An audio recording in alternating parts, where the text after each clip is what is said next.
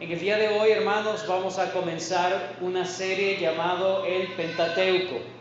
No va a ser una serie muy exhaustiva, pero sí de manera general para conocer lo que es el Pentateuco. En la mañana de hoy vamos a hablar acerca de lo que es una introducción al Pentateuco. Una de las cosas, ¿por qué es tan importante el estudio del Pentateuco? Quiero que se ubiquen, por favor, en Deuteronomio capítulo 29, versículo 29.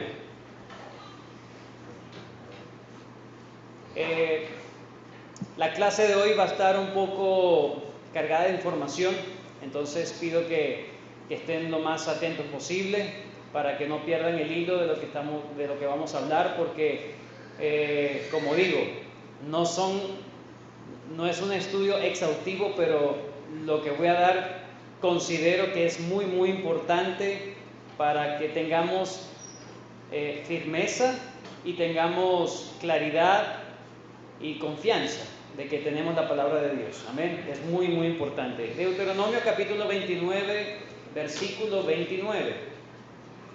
Dice la palabra de Dios: las cosas secretas pertenecen a Jehová nuestro Dios, mas las reveladas son para nosotros y para nuestros hijos para siempre, para que cumplamos todas las palabras de esta ley. He aquí Moisés hablando a su audiencia original, en este caso la segunda generación, los que están ya por entrar a la tierra prometida, y les dice que hay cosas secretas de parte de Dios, es decir, todo lo que toda la revelación que Dios ha dado no es absolutamente todo lo que existe, pero sí es todo lo que necesitamos. ¿Okay? Dice, hay cosas que pertenecen a Dios, hay cosas que son misteriosas, hay cosas que no las vamos a saber y que no nos corresponde a nosotros hurgar en esos asuntos. Debemos mantenerlo tal como Dios quiere que lo mantengamos. Pero ahí dice, pero las reveladas son para nosotros. Allí sí debemos nosotros profundizar, ahí sí nosotros debemos estudiar. El Pentateuco no nos dice todo acerca del pasado y de todas las cosas que sucedieron, pero lo que está allí es lo que Dios quiere que tú sepas. Y es una responsabilidad para cada uno de nosotros saber qué es lo que Dios quiere que sepamos. Comenzamos entonces nuestro estudio del Pentateuco, que comenzamos en el día de hoy, y vamos a ver un pequeño bosquejo. En el día de hoy son 3 puntos, pero son 3 puntos bastante cargados de información. Lo primero que vamos a ver es qué es el Pentateuco. Vamos a tratar de responder a la pregunta, cuando les hablo de Pentateuco, ¿a qué me refiero? En segundo lugar, vamos a ver las perspectivas críticas del Pentateuco, perspectivas críticas del Pentateuco. Y en segundo lugar, vamos a ver las perspectivas cristianas del Pentateuco, cómo vemos los cristianos el Pentateuco, y en la segunda parte vamos a ver cómo hay personas. Es increíble la forma en cómo se acercan al Pentateuco, lo que dicen del Pentateuco de forma crítica, y eso es necesario conocerlo. Vamos entonces con lo primero. Respondamos a la pregunta, ¿qué es el Pentateuco? La palabra Pentateuco lo vamos a definir más adelante, pero quiero que tengamos la definición o el concepto que debemos entender de lo que es el Pentateuco. Imagínense al pueblo de Israel en los tiempos de Moisés. No tenían nada escrito, no tenían nada codificado. ¿Cómo hubiese sido su fe? Definitivamente ellos tuvieron que haber escuchado todas las historias de sus patriarcas, de sus generaciones antiguas, de forma oral, de transmisión oral. Pero qué difícil es que nosotros hoy en día, ¿cuál sería el estándar para nosotros para distinguir si algo está correcto o no? Bueno, básicamente esa era la situación que tenía Israel en esos tiempos. Sí, ellos conocían muchas historias, conocían algunas cosas de su origen, pero no había un estándar establecido para decir, no, lo que tú estás diciendo se contradice a lo que está escrito, por lo tanto lo que tú dices es mentira, porque lo que está escrito es lo que ha sido revelado. Entonces, podemos decir que el Pentateuco no es solamente el estándar de fe, de vida y de sociedad del pueblo judío. No es solamente eso. Hermanos, el Nuevo Testamento está basado en interpretar todo lo que es el Antiguo Testamento y también el Pentateuco. Es decir, finalmente, ¿por qué es tan importante conocer el Pentateuco? Porque el Pentateuco es el estándar de la fe cristiana. No solamente del estándar de la fe del judaísmo, sino de la fe cristiana. Los judíos entendieron el Pentateuco de una manera, pero los escritores inspirados en el Nuevo Testamento, ellos dijeron, mira, lo que en aquel momento se escribió significa esto en Cristo. Por lo tanto, es muy importante que entendamos lo que es el Pentateuco, las implicaciones del Pentateuco, y cuál era el propósito del Pentateuco para que entonces nosotros cimentar mejor nuestra fe cristiana, hermano. Eso implica en nuestra fe cristiana. Como dice Pablo Hoff, él dice, para entender cabalmente el Nuevo Testamento es necesario conocer a fondo el fundamento de toda la Biblia, formado por los 5 libros de Moisés. Sobre todo, son importantes porque señalan a aquel que ofrece la vida eterna. Hermanos, desde el Pentateuco ya se estaba anunciando al Mesías, a Jesús. Fíjense en palabras del propio Señor Jesucristo cuando dijo, hablándole a los fariseos, si creyeses a Moisés, me creerías a mí, porque de mí escribió él. Pero ¿dónde vemos a Cristo en el Pentateuco? Bueno, el Pentateuco es una sombra que estaba anunciando a Cristo. Y Cristo dijo, todo eso escrito está girando en torno a mí. O como dice en Lucas capítulo 24, versículos 27 y versículo 44. Comenzando desde Moisés, he aquí el Señor Jesucristo caminando con aquellos discípulos camino a Emaús. Luego de la resurrección de Cristo, ellos estaban tristes y Jesús se le acerca y empieza a animarlos. Y les dice, comenzando desde Moisés, siguiendo por todos los profetas, les declarabas en todas las escrituras lo que de él decían. Fíjense la palabra allí, desde Moisés, esa es una referencia a los escritos de Moisés, y por todos los profetas, es decir, tanto el Pentateuco como el resto de las escrituras del Antiguo Testamento, les decía lo que decían de él.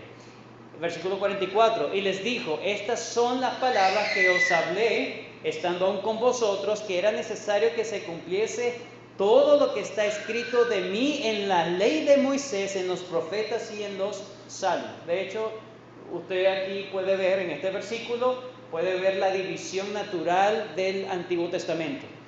Se divide en la ley, o la Torá, los profetas, escritos en los profetas, y los salmos. Pentateuco. La palabra Pentateuco viene del griego pente, y que significa 5, y teucos, que significa rollo. Por lo tanto, literalmente Pentateuco significa los 5 rollos. Los 5 rollos. En hebreo no se usa la palabra Pentateuco. Esta palabra Pentateuco viene más de la Septuaginta. En hebreo se le conoce, esa parte de los 5 libros de Moisés se le conoce como la Torá. Torá. Torá significa enseñanza, instrucción o doctrina. Torá. Pero también los judíos conocían la Torá, habían sinónimos para conocer la Torá o para referirse a la Torá, a la enseñanza, la instrucción, como se le llamaba la ley. Cada vez que usted escuche la ley, está haciendo referencia a los escritos de Moisés, o la ley de Moisés, obviamente, o cuando simplemente dice Moisés. ¿Okay? Es una referencia a esos 5 rollos, a esos 5 libros que escribió Moisés. ¿Cuáles son los libros del Pentateuco? Básico. Los primeros 5 libros de la Biblia es lo que llamamos el Pentateuco. El primero, ¿cómo se llama? Génesis. Génesis significa origen. En hebreo la palabra que se usa es Bereshit, que significa el principio. Entonces, ahí se habla el principio no solamente del mundo, sino el principio del pueblo judío. ¿Okay? Ese es el tema de Génesis, el origen. La palabra, el segundo libro es Éxodo. El Éxodo significa salida, ¿verdad? De salir. El Éxodo. En hebreo la palabra para el nombre en hebreo es Shemot, que significa nombres. Nombres. Allí en el Éxodo se habla de los nombres, de quiénes fueron los que entraron, quiénes fueron los que salieron de Egipto. Hay muchas referencias, muchos nombres allí en el Éxodo. Levítico, acerca de Leví o de la tribu de Leví. Recuerden que la tribu de Leví fue la tribu que fue tomada de parte de Dios, ¿verdad? Para ser los servidores, toda la tribu, para ser los servidores en el templo. Algunos de la tribu llegarían a ser los sacerdotes, los sumos sacerdotes, pero el resto de la tribu de Leví no iban a estar dispersos entre todas las tribus de Israel cuando estuvieran en la tierra de Canaán. No iban a tener una tierra propia, esta es la tierra de Leví, no.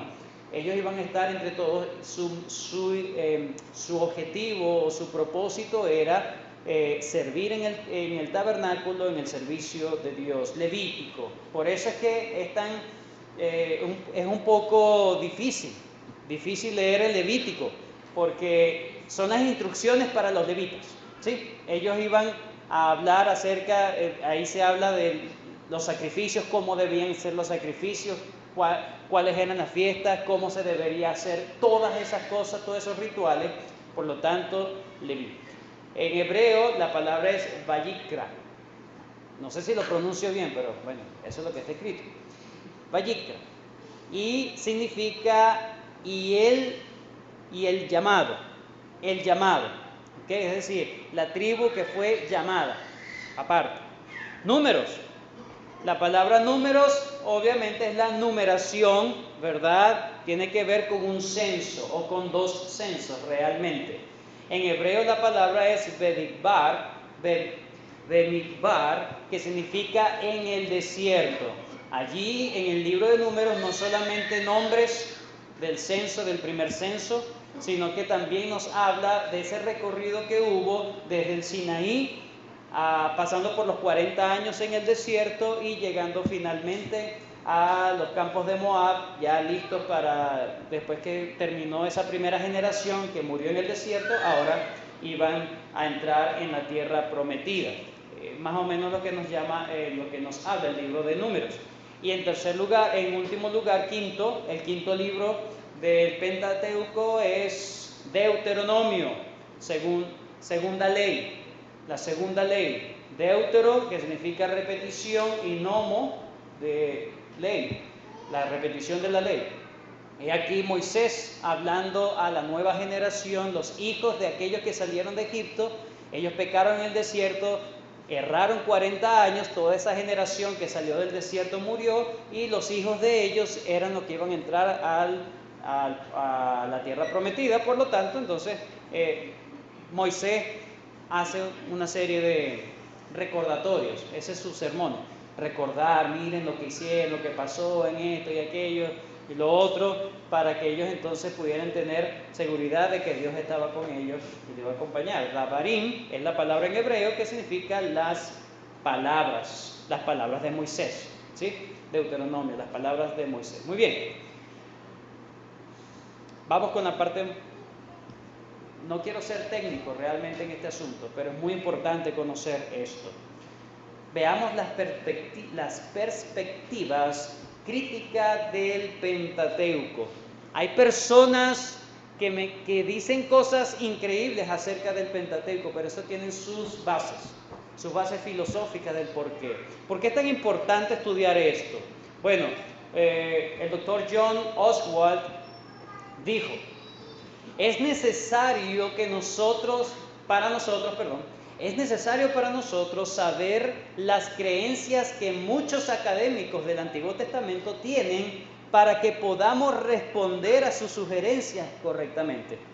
No debemos simplemente hacer nuestro estudio de la Biblia aislados del mundo exterior sin estar conscientes de lo que está sucediendo a nuestro alrededor. Hay personas que están minando lo que nosotros creemos del Pentateuco. El Pentateuco, recuerden, es donde descansa nuestra fe cristiana, hermanos. Donde descansa la fe cristiana. ¿Ok? Entonces es tan importante conocer de dónde surgen todas estas corrientes que critican el Pentateuco. Básico, hermanos. Si yo hablo mucho en esta mañana, yo solamente quiero que se quede con esta frase. El enfoque crítico del Pentateuco, el enfoque crítico moderno del Pentateuco, simplemente todo gira en torno, todo se resume en que niegan la total autoridad de las Escrituras. ¿Okay?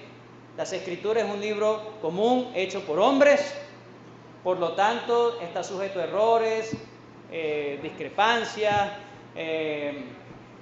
manipulaciones, bueno, todo eso. Ellos niegan que hubo parte de Dios dirigiendo todo. ¿Okay? ¿Cuáles son las presuposiciones del Pentateuco según la crítica? Según la crítica, bueno, ellos se basan, hermanos, en esa filosofía que empezó a emerger en el siglo XIX, 1800, en el siglo XIX, que se llama el naturalismo. ¿Qué es el naturalismo? El naturalismo es básicamente, dice, no hay realidad espiritual. Y si hay realidad espiritual, eso no influyó en ninguna manera en los acontecimientos naturales. Todo, bueno, de ahí, hermanos, surge lo que es esa teoría, porque sigue siendo una teoría, la teoría de la evolución, ¿sí? Lo natural, bueno, como tú ves las cosas, bueno, así ocurrieron. No hay una inmanencia de Dios, un trabajo de Dios en medio de la historia. Por lo tanto, el naturalismo que surgió en el siglo XIX planteó no solamente que las cosas, la evolución, por ejemplo, una de ellas, la más conocida, la evolución en cuanto a la creación, sino también ellos hablaron de un desarrollo histórico, de la religión. Entonces las religiones se desarrollaron todas de la misma manera, de la misma forma. Según ellos hablan de un naturalismo religioso, Dice, por ejemplo, la fe de Israel se desarrolló de manera natural como una evolución, es decir, hoy de repente empezaron a crear otras cosas, ¿sí? La fe de Israel se desarrolló de manera natural a lo largo de las mismas líneas que el resto de las otras religiones del antiguo cercano Oriente. Ellos dicen, y bueno, de hecho tienen evidencia arqueológica de que la mayoría de todas esas religiones circundantes a Israel primariamente comenzaron con tribus, ¿verdad? Estas tribus primitivas, y comenzaron con el animismo. El animismo es pretender que hay influencia espiritual de dioses en las cosas de la creación, ¿sí? El animismo. Luego esas tribus se empezaron a organizarse, ¿verdad?, en comunidades, y pasaron de lo que es el animismo al, a ver, si no me equivoco, al politeísmo. ¿Okay? Pasaron del animismo al politeísmo. Entonces ahora reconoce que había muchos dioses controlando la naturaleza. Luego se confederan, ¿verdad?, en naciones, y de ahí pasan al enoteísmo. El enoteísmo es pensar que había un Dios por encima del resto de los dioses. Fíjense cómo ellos dicen, bueno, así fue evolucionando la religión en todas estas cosas. Y luego pasan al monoteísmo, pero ya cuando empiezan los imperios. ¿Okay? Un solo Dios, ¿verdad?, que controla todas las cosas. Y dicen los críticos textuales que el Pentateuco se desarrolló en esa última parte de la evolución de las religiones. Es decir, en los tiempos de los imperios. De hecho, comentan, dicen ellos, que el Pentateuco fue escrito en los tiempos de David. En los tiempos de David, de Salomón, ¿okay?, para codificar todo lo que es la religión de Judá. Y lo hicieron precisamente para mantenerse ellos en el poder. ¿Sí? O sea, fueron muy astutos. Eso es lo que dicen esta gente. Eso es lo que ellos presuponen. Pablo Hoff dice lo siguiente: la teoría documentaria de la alta crítica, la cual considera a los primeros 5 libros de la Biblia, son una compilación, ellos dicen, son una compilación de documentos redactados en su mayor parte en el periodo de Esdras, es decir, después del exilio babilónico. Empezó a redactarse parte del Pentateuco, dicen ellos, la alta crítica, empezó a redactarse en los tiempos de David y Salomón, pero terminó tal como lo tenemos ya en los tiempos de Esdras, después del exilio babilónico. Dice, según ellos, el documento más antiguo que se encuentra en el Pentateuco data del tiempo de Salomón, según ellos, ¿no? Consideran que Deuteronomio es un fraude pío. Ok, chévere. Escrito por los sacerdotes en el reinado de Josías con el fin de promover un avivamiento, es decir, ellos inventaron. Y que el Génesis consiste mayormente de leyendas nacionales de Israel. Es como bueno, el mito de la Llorona, aquí, ¿no?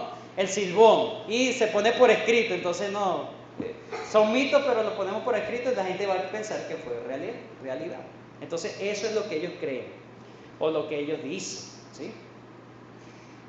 Hemos visto lo primero, la perspectiva que ellos dicen de cómo se origina el Pentateuco. Lo segundo, son 3 cosas. Lo segundo, ellos hablan en cuanto a la autoría del Pentateuco, de dónde proviene el Pentateuco. Ellos no atribuyen el Pentateuco a Moisés, ellos atribuyen el Pentateuco a ese proceso de evolución de las religiones. Es decir, Israel evolucionó igual que el resto de las religiones que estaban en su circunstancia, ¿no? Ahora, cualquiera podemos preguntar, bueno, ¿cuáles son las evidencias de eso? Ellos dicen, tenemos evidencia. ¿Ok? Muéstrala. Número 1, ellos dicen los nombres divinos usados en las Escrituras. Génesis capítulo 1, por ejemplo, habla de Elohim. ¿Sí? Le llama el nombre de Dios Elohim. Pero ya en el capítulo 2 se le llama Jehová. Entonces, no puede ser el mismo. ¿Sí? O sea, hay diferentes nombres para Dios. Entonces no puede ser la misma persona escribiendo, no puede ser la misma época escribiendo, porque en una época se conoce a Dios como Elohim, en otra época se conoce a Dios como Yahvé o Jehová. Entonces ellos dicen, bueno, esas diferencias de nombre, por ejemplo, otras diferencias de nombre, se habla de Jehová Jireh, ¿sí? Jehová Nisi. Entonces como que mientras va pasando el tiempo, ellos le van agregando nombres a Dios. Entonces dice, para ellos, una fuente era añadida a otra fuente y finalmente resultó el Pentateuco. ¿Okay? En cuanto a la teoría, a la autoría del Pentateuco, también ellos dicen, no solamente los nombres divinos son incongruentes unos con otros en todo el Pentateuco. Lo segundo que ellos hablan es que hay relatos duplicados. ¿No se dieron cuenta? Bueno, los que hemos estado leyendo la Biblia desde el comienzo de este año, nos dieron cuenta que hay unas historias que se parecen. Por ejemplo, Abraham mintió, ¿verdad?, diciéndole a este rey, a donde él iba, que era su esposa. Lo mismo ocurrió con Isaac, ¿sí? Entonces ellos dicen, bueno, esos relatos duplicados vienen de diferentes tradiciones orales, ¿verdad?, de diferentes grupos, y fueron escritas y luego fueron compiladas, fueron incorporadas al Pentateuco, solamente que se le cambiaron nombres, pero es la misma historia. dicen ellos, la alta crítica. Y otra cosa que ellos hablan son las inconsistencias. Las inconsistencias, es decir, no todos hay muchas cosas que según la historia, los millones y millones de años, bueno, X, entonces ellos dicen que eso no concuerda. Entonces ellos dicen, bueno, esas inconsistencias reflejan que había una larga y compleja historia de tradiciones orales. Es decir, poco a poco la gente empezó a escribir, uno por allá, uno por acá, de lo que creían, de lo que conocían, y luego llegó un grupo de sacerdotes en los tiempos de Esdras y compiló todo y aquí está el Pentateuco. Eso es lo que ellos hablan de, es decir, no hubo una autoría única de Moisés, sino de una evolución. Una evolución. ¿Cómo ellos se acercan, en tercer lugar, cómo se acerca la alta crítica, cómo se acerca a los escritos del Pentateuco? Bueno, ellos en primer lugar, unas personas en 1866 y otro, F.H. Graff en 1866 y Julius Wellhausen en 1883, agarrando lo que dijo Graff, ellos hablan de la crítica de la fuente o la crítica literaria. ¿Qué significa eso? Bueno, ellos se acercan a Pentateuco con la presuposición de lo siguiente. Ellos quieren identificar e interpretar partes del Pentateuco que ellos creyeron que venían de fuentes escritas independientes. Es decir, como he estado diciendo, uno escribió por aquí, el otro escribió por allá, luego cientos de años otro por allá. Entonces ellos hablan de que el Pentateuco es una compilación de diferentes retazos, ¿sí? De diferentes partes, personas que escribieron. Y entonces, bueno, ellos dicen, bueno, la crítica de la fuente dice, entonces, bueno, vamos a identificar, interpretar qué conviene, cuáles son los grupos que se forman o que forman el Pentateuco. Ellos hablan, en primer lugar, de las fuentes J. Las fuentes J son los jehovistas, es decir, cada parte del Pentateuco donde aparece Jehová, esos fueron escritos por un grupo de personas en algún momento. De hecho, consideran que esos, cuando habla cada vez de Jehová, entonces fueron copistas que fueron más o menos escritos en el 950 a.C., es decir, en la época de Salomón, ¿sí? Y fueron escritos en el Reino del Norte precisamente para manipular, digámoslo de esa manera, al resto de Israel para que vean, miren que Dios está ahí con nosotros, con el Reino del Sur, con Judá. ¿Okay? Esas son las fuentes J, y dicen ellos. Hay otra serie de escritos, pero las fuentes J están entre Génesis y Éxodo. ¿Okay? Están las fuentes E.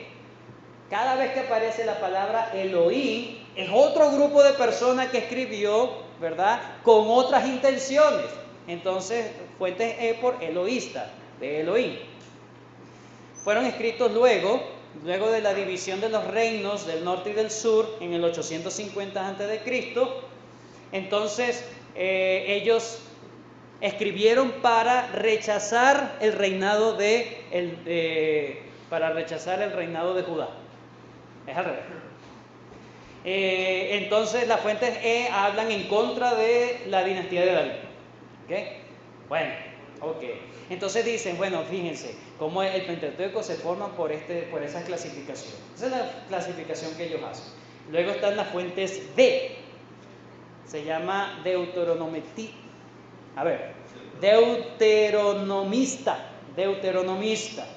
Ellos fueron escritos entre el 622 con la reforma de Josías y el 586 antes de la caída de Jerusalén, y fueron levitas que escribieron en esos tiempos supuestamente para levantar el ánimo de Israel. Miren, entonces básicamente los escritos deuteronomistas están en Deuteronomio, básicamente. Entonces, para levantar el ánimo del pueblo, para la reforma en Josías y antes de la destrucción. Y las últimas fuentes que ellos supuestamente clasificaron son las que vienen con P. Se llaman P por su nombre en inglés, Presley Source. ¿Okay? están entre el 500 y el 400, es decir, después de ya cuando ellos retornan del exilio babilónico, retornan, entonces son sacerdotes que entonces copiaron el resto del Pentateuco, entonces para dejar ya por sentado entonces lo que es la ley de Judá o la ley de los judíos, ¿sí? Miren, este es nuestro código de la religión, ¿ok? Esa es la primera fuente. Eso, fíjense, ya en el 1866 se estaba diciendo esto. Otra crítica, la crítica de la forma. Ellos agarran lo mismo que acabo de decir, pero dicen, ahora se enfocan en reconstrucciones especulativas de las formas orales y el contexto de los textos bíblicos. Es decir, ellos suponen contextos. No es que dicen esto realmente fue así. Por ejemplo, Génesis 32, del 22 al 32, es cuando Jacob pelea con el ángel en Peniel. ¿Sí lo han leído? Ellos dicen, bueno, esa historia es una leyenda que se contaba los padres a los hijos. O cuando había un campamento entre varias familias, entonces contaban esa historia. Y eso luego se codificó, se registró y quedó como parte, ¿sí? Entonces, ellos se enfocan en reconstruir, no, mira, eso como es una leyenda, eso simplemente eran mitos, eran fábulas del pueblo judío. Esa es la crítica de la forma. Está la crítica, bueno, fíjense que la crítica de la forma de Harman Hunkel, del 1901, su libro dice La leyenda del Génesis. Así se llama el libro, La leyenda del Génesis. Y está la crítica tradicional, promovida por Martin North en 1948 y Gerard von Rath de 1957. Fíjense que yo coloqué precisamente estas fechas para que ustedes vean cómo poco a poco estos críticos, al pasar los años, van creando esa perspectiva, una atrás de otra. Cada una se enfocó con la otra, es decir, la crítica, la primera que vimos, de la fuente, la crítica de la fuente, luego de la forma, que se basó en la crítica de la fuente, y luego la crítica tradicional, que se enfoca en las otras dos.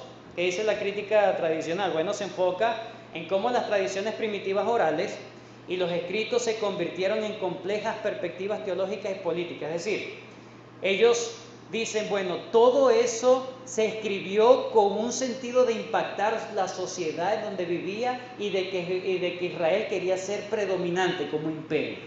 Entonces, esa es la crítica tradicional. Es decir, ellos se van a cuál era el propósito del Pentateuco.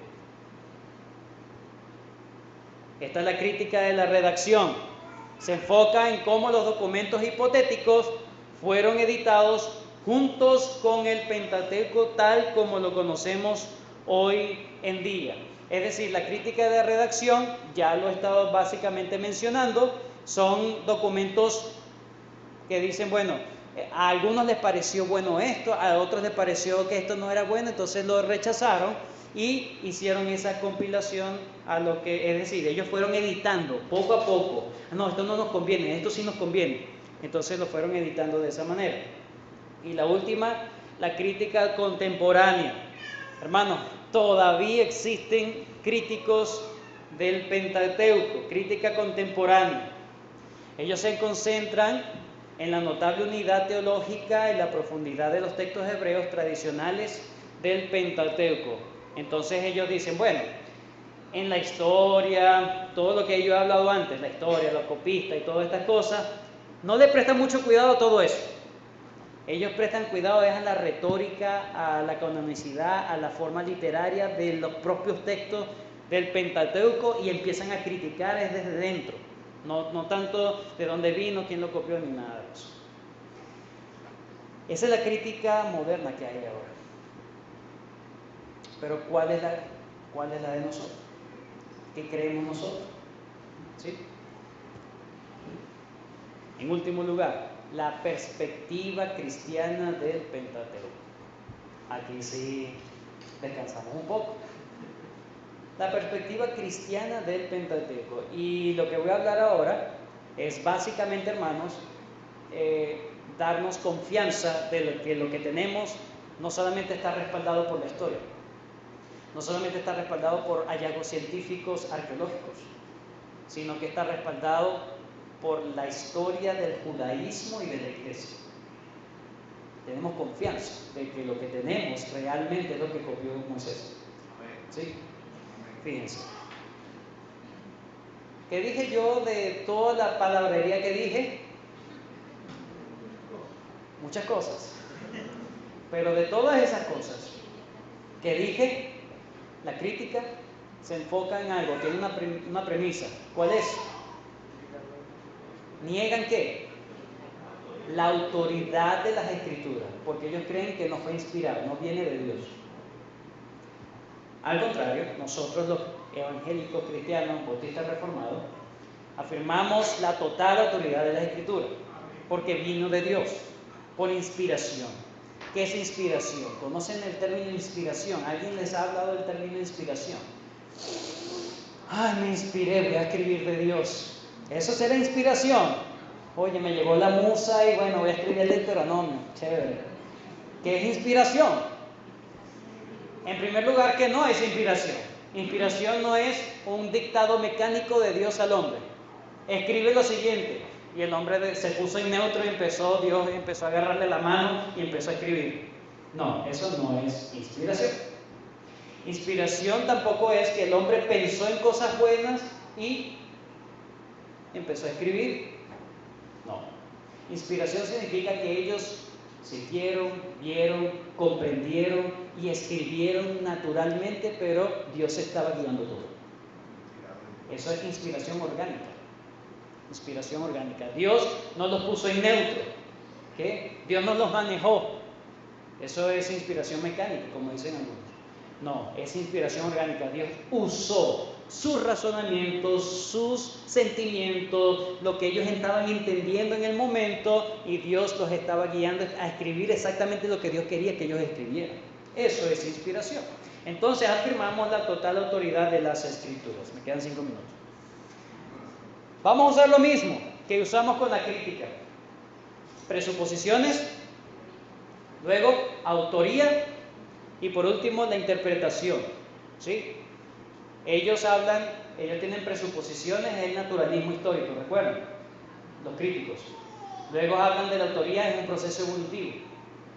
¿Sí? Y lo último, ellos interpretan y ellos dicen, bueno, esto hay que interpretarlo, bueno, porque los escritos J, bueno, ellos tienen una intención, entonces debemos leerlo sabiendo esa intención de los escritos J o de las fuentes E o de todo eso. Ok, olvide eso, tranquilo. Quiero que se quede con esto. ¿Cuál es la presuposición que tenemos nosotros? ¿Sí? ¿Cuál es la presuposición? Número 1, el sobrenaturalismo. Ellos hablan del naturalismo. Todas las cosas surgieron naturalmente. Nosotros creemos que el Pentateuco viene de manera sobrenatural. ¿Qué significa sobrenatural? Que Dios actúa de maneras que están fuera y más allá y aún en contra de los procesos ordinarios y las causas naturales. Dios es inmanente, Dios es trascendente, ¿sí? Dios está en todo lugar, es trascendente, creó todo y bueno, es majestuoso, trascendencia de Dios, por encima de la eternidad, pero también Dios es inmanente, está en su providencia, está dirigiendo todas las cosas para que se haga todo exactamente como Él lo planificó. Entonces creemos que el Pentateuco no es que llegó un libro del cielo y ¡pah! Cayó. Mira, no. Dios guió todas las cosas que ocurrieron para que se escribiera exactamente lo que se escribió.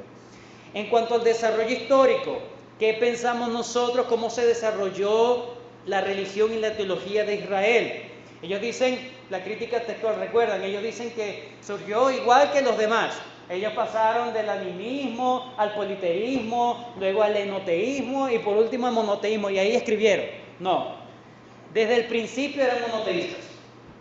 Desde el principio. La fe de Israel se desarrolló a través de revelaciones de Dios. Por eso es que es tan diferente al resto de las religiones del cercano oriente, del antiguo cercano oriente. ¿Okay? Es tan diferente porque Dios mismo le empezó a revelar y ellos no pasaron por ese proceso natural. Esa es nuestra presuposición y cómo consideramos que llegó el Pentateuco. ¿Quién escribió el Pentateuco? Nosotros afirmamos la antigua creencia judía y cristiana de que el Pentateuco vino de Moisés. Número uno, porque hay evidencias bíblicas internas de que es así. Número uno, por ejemplo, en cuanto al Antiguo Testamento, no vamos a buscar todos los versículos, vamos a buscar uno de cada uno nada más, ¿sí? Como ejercicio. Segunda de Crónicas, capítulo 25, segundo libro de Crónicas, capítulo 25, versículo 4.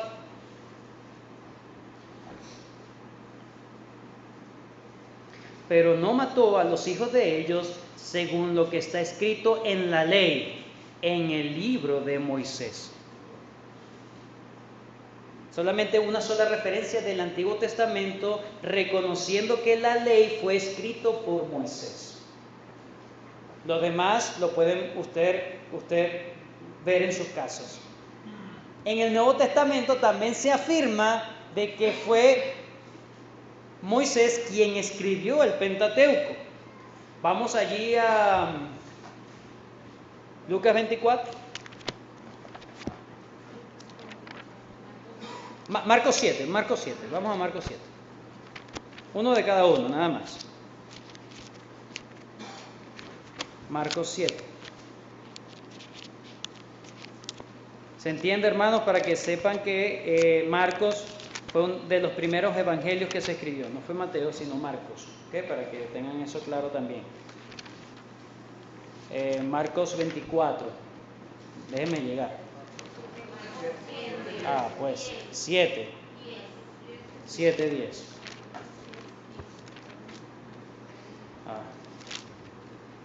Aquí estamos. Porque Moisés dijo: honra a tu padre y a tu madre, y el que maldiga al padre y a la madre muere irremisiblemente. Moisés dijo. Cuando dice Moisés dijo, está citando exactamente, Deuteronomio 5:16 y Éxodo 20:12. Dice, Moisés dijo. Pero no solamente el Antiguo Testamento, el resto del Antiguo Testamento entiende que Moisés escribió el Pentateuco, no solamente el Nuevo Testamento. Bueno, recuerden que Moisés dijo de mí, dijo el Señor Jesucristo, ¿verdad? No solamente dice del Pentateuco, el propio Pentateuco dice que lo escribió Moisés. Éxodo 24:4. Éxodo 24:4. Éxodo 24:4. Y Moisés escribió todas las palabras de Jehová, y levantándose de mañana edificó un altar al pie del monte y 12 columnas según las 12 tribus de Israel. ¿Quién escribió? Moisés. Solamente un versículo de cada uno nos da esa prueba. Pero también el cristianismo no se conforma o no se ha conformado, que lo podemos hacer tranquilamente, que los mismos textos confirman que fue Moisés, sino que también han evolucionado en el sentido de la comprensión para hacer contienda con los críticos. Y ellos hablan de la autoría mosaica esencial. ¿Qué significa la autoría mosaica esencial, hermanos? Cuando decimos que fue escrito por Moisés, no estamos diciendo que cada palabra, cada cosa que se escribió, la escribió Moisés. No estamos diciendo eso. Porque sería una incongruencia, es una incongruencia. Por ejemplo, se redacta de la muerte de Moisés, no pudo haber Moisés redactado su propia muerte, a menos que Dios se lo revelara. Bueno, escribe cómo te vas a morir. Es una posibilidad. Pero los críticos textuales no, sí. Él va a redactar su muerte y cómo sabemos que realmente murió así. Entonces, la autoría mosaica esencial, solamente decimos que el Pentateuco es producto esencial de Moisés. ¿Sí? Moisés no solamente usó revelación divina para escribir, debemos suponer que él también usó tradiciones orales. Cuando Dios se le presenta a Moisés, hermanos, él dijo, pero Señor, yo voy allá a Israel, ok, y les digo quién me ha enviado. ¿A quién les digo? Bueno, el Dios de tu padre Abraham, Isaac y Jacob os ha enviado. ¿Qué significa? Moisés no dijo, ¿quién es ese Abraham? ¿Quién es ese Isaac? No dijo eso. Él ya tenía conocimiento de quién era Abraham, quién era Isaac y quién era Jacob. Por eso es que se pudo presentar ante el pueblo de Israel diciéndole, ¿recuerdan a Isaac, a Abraham, Isaac y Jacob? Esa es una tradición oral ya. Ya él tenía conocimiento. No podemos decir que Moisés era un bruto. Él fue criado en el palacio de Egipto. No solamente en las artes de los egipcios y en la historia de los egipcios, sino también que su nodriza fue su propia mamá. Y tuvo que haber conocido todas las historias por tradición oral. Entonces, cuando él escribe, también escribe de lo que él sabía ya. ¿Ok? Además, también tuvo que haber usado literatura en el momento para también corroborar sus cosas. Veamos solamente este ejemplo, Génesis 5.1.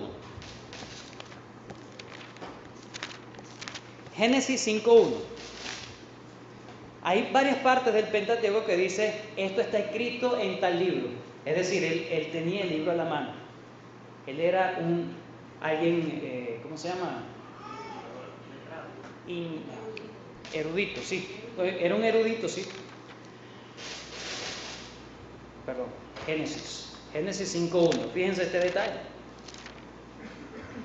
Este es el libro de las generaciones de Adán. El día en que creó Dios al hombre, a semejanza de Dios lo hizo, y empieza a decir cuáles son las generaciones de Adán. Él dice, lo que voy a escribir, este es el libro de las generaciones de Adán. Había un libro que se llamaba Las generaciones de Adán. Y él lo usa para seguir redactando el Pentateuco. Entonces, tenemos que decir que Moisés escribió usando no solamente Dios le reveló tradiciones orales, pero también literatura independiente, que Dios también le permitió usar. Pero también hubo un proceso, hubo un proceso. El Deuteronomio, por ejemplo, no podemos decir que mientras él estaba predicando, porque el Deuteronomio es una predicación, es varios sermones, no podemos decir que él estaba predicando y escribiendo los sermones. No, él los dio y luego los escribió. ¿Entienden? Entonces, había recitación oral, pero luego se fue por escrito. Pero también podemos decir que él tuvo que haber probablemente usó copista. Eso habla también de las diferencias en la manera de redacción en el Pentateuco. Y por último, la actualización. Génesis 14:14, vean este detalle, vayan conmigo. Génesis 14:14.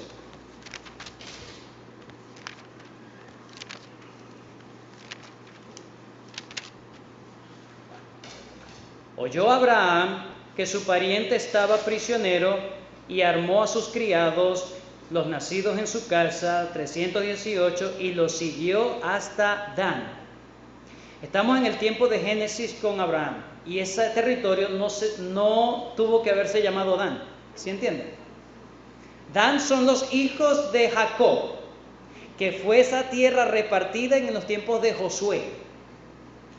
Por lo tanto, alguien tuvo que haberle actualizado eso para que los lectores originales supiesen en la situación geográfica. Probablemente allí se tuvo que haber cambiado el sitio original donde hasta el momento de Moisés, tal parte. Pero para la audiencia de Israel ya ellos conocían el sitio de Dan. Por eso es que dice, lo siguió hasta Dan. Por último, estrategias de interpretación del Pentateuco, y con esto finalizamos. Hermanos, ¿cómo nos debemos acercar al Pentateuco? Los críticos textuales se acercan de una forma errónea al Pentateuco. Ellos interpretan el Pentateuco con esas presuposiciones. Pero nosotros entendemos que el Pentateuco debemos llegarnos de manera correcta, podemos llegarnos de manera correcta. En primer lugar, hablamos de la interpretación temática. No podemos obviar, hermanos, que hay una intención de temas en el Pentateuco. Sí, en el Pentateuco entendemos muchos temas: justificación, expiación, el origen del universo, los animales, todo, hay mucha serie de temas, sí, pero son temas secundarios. Nosotros debemos llegar al punto de preguntar, ¿cuál es el tema principal de este libro? ¿Cuál es el tema principal de aquel libro? Para que podamos, cuando vamos a leer, ya tengamos, bueno, eso es lo que significa. Muchos nos acercamos como si fuera un espejo, es decir, pero mira, qué tema tan bonito, lo que refleja lo que yo quiero saber, ¿ok? Cada libro en el Pentateuco tiene su propio conjunto de prioridades. Otros nos acercamos como una ventana a la historia, para conocer la historia, cómo eran los tiempos antiguos. Entonces mucha gente interpreta el Pentateuco como una simple ventana, como una ventana a la historia. Lo usan como un medio para descubrir lo que sucedió en el pasado, pero como yo dije al principio, no todo lo que pasó en el pasado está escrito. Entonces la pregunta es, ¿qué se proponía enseñar con cada historia que sí se escribió? ¿Qué pretendía Moisés con cada historia? Porque seguramente obvió muchas historias. Él tenía un propósito con las historias. Y en último lugar,